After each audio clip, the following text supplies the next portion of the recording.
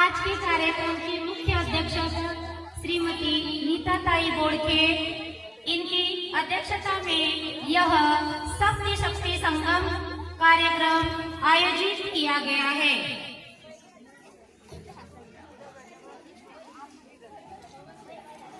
चलिए हमारे विद्यालय की दीदी पालीवाल दीदी तथा विद्यालय की बहनों द्वारा नवयुवक शिक्षकगण, मेरे देश की जागरूक माताएं एवं बहनें, आप सभी को मेरा सादर प्रणाम।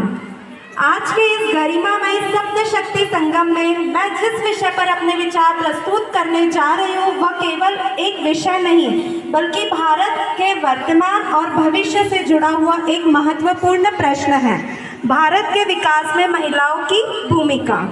जब हम विकास शब्द का उच्चारण करते हैं तो हमारे मन में क्या आता है? इसे लेकर देश की सीमा तक नारी ने अपने हुनर से लिखी है विकास की एक रेखा, कभी ममता की मूरत बनकर, कभी साहस की पहचान। शिक्षा, स्वास्थ्य, विज्ञान, खेल, राजनीति हर क्षेत्र में बढ़ाया है भारत का मान। कलम थामी तो क्रांति आई, हथौड़ा उठाया तो निर्माण हुआ, अंतरिक्ष तक पहुंची जब नारी तो भारत का स्वप्न साकार हुआ। नारी केवल सहारा नहीं, वह शक्ति है, वह आधार है, उसकी योग्यता से ही तो भारत का उज्जवल भविष्य साकार है। आओ करें सम्मान हर नारी का, दे उसे अवसर और अधिकार।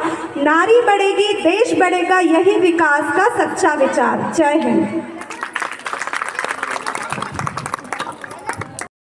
इस महत्वपूर्ण अवसर में मुझे कुदूषण एवं पर्यावरण के संबंध में अपने विचारों को व्यक्त करने का अवसर प्रदान किया है। इसके लिए मैं अपना नम्र आभार व्यक्त करती हूँ। जैसे कि हम सब भली भांति जानते हैं कि हमारा कुटुंब एवं पर्यावरण वर्तमान गंभीर संकट से गुजर रहा है। सर्वप्रथम हमें कुटुंब का अर्थ समझना होगा कि वास्तव में कुटुंब है क्या। कुटुंब का सरल अर्थ है परिवार तथा संबंधी, और इसका व्यापक अर्थ है व्यवहारिक एवं पिता पक्ष माता पक्ष के समस्त रिश्तेदार, नातेदार एवं सगे संबंधी। वर्तमान में कुटुंब विषय पर व्याख्यान की आवश्यकता क्यों पड़ रही है? इसका मुख्य कारण है संयुक्त परिवार का विघटन। आज परिवार बिखर रहा है। परिवार के सदस्यों में अपनों के प्रति आत्मीयता, प्रेम, सहयोग, समर्पण, विश्वास, त्याग, धैर्य,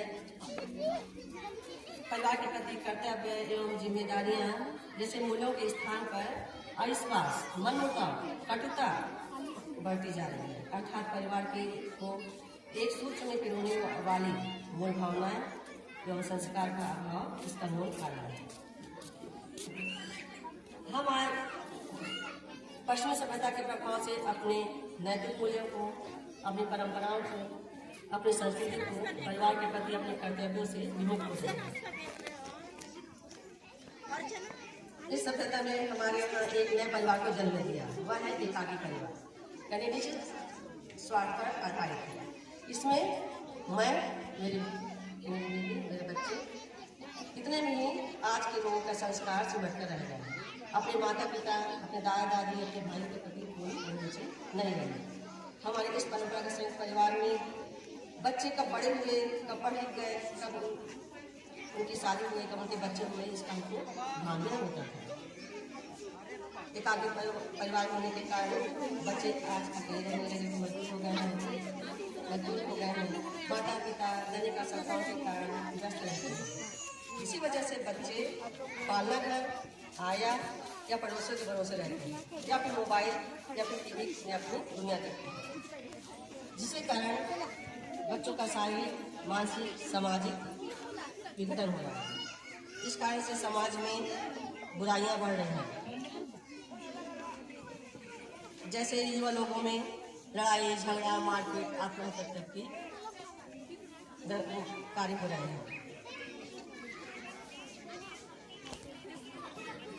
इस एकाकी परिवार ने हमारी परंपरागत संस्था कुटुंब संयुक्त परिवार के अस्तित्व को मानव समाप्ति कर दिया है, जिसमें एक गुट बच्चे की परवरिश, उन्हें नैतिक शिक्षा, पारिवारिक के प्रति जिम्मेदारियां एवं कर्तव्य की सहज प्राप्ति होती थी।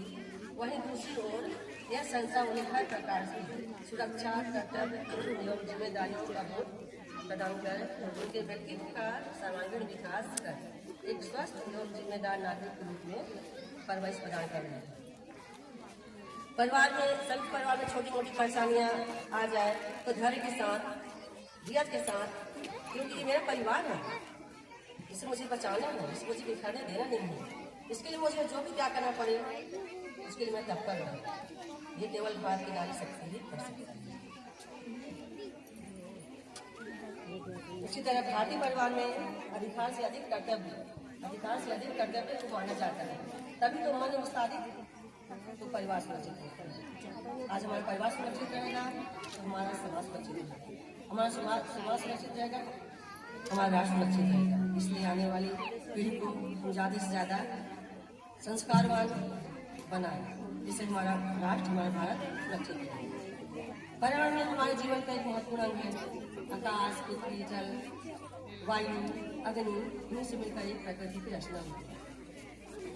पर्यावरण जिसमें पेड़, पौधे, नदियाँ, इतना कीमती समय हमें दिया और अपना मार्गदर्शन दिया सभी महिलाओं को, क्योंकि ये जो कार्यक्रम है महिलाओं का, माताओं के लिए, माताओं द्वारा उनको प्रेजेंट है ये प्रोग्राम। तो आप सभी का भी आभार और विद्यालय की जितनी भी दीदी हैं उन सबका आभार प्रकट करती हूँ पूरे विद्यालय की ओर से, जिन्होंने बहुत ही अच्छा प्रोग्राम ऑर्गेनाइज किया। जो हमारे विशिष्ट अनुभवी हैं, जो तैयार होकर लेडीज आई हैं, उनका भी मैं आभार प्रदर्शन करती हूँ और आशा करती हूँ आगे से जो भी कार्यक्रम होंगे इसी तरह हमारे विद्यालय की दीदियाँ बढ़ चढ़कर सहयोग करेंगी और इसी तरह से प्रोग्राम ऑर्गेनाइज करेंगी। आप सबका दोबारा अगेन फिर से बहुत बहुत धन्यवाद। बहुत बहुत धन्यवाद।